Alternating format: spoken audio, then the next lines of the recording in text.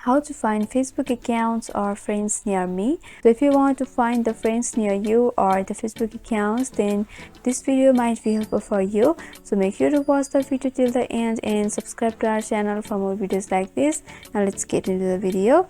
So once you're in the home page of Facebook, you'll be able to explore the various posts over here. So in the upper section, there are various options like home page, friends, videos, marketplace, and many more. You just have to tap over the marketplace, and here is your location at the right hand side with blue color. Simply tap over the location,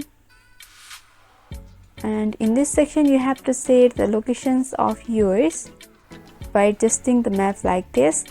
And once you're done, you just have to tap on the apply option at the lower button section, and by doing that your location will be updated, and those friends who are selling the products will be available over here, and also the friends nearby you will be available in this section. You just have to refresh and check, they will be available over here. So this is how you do.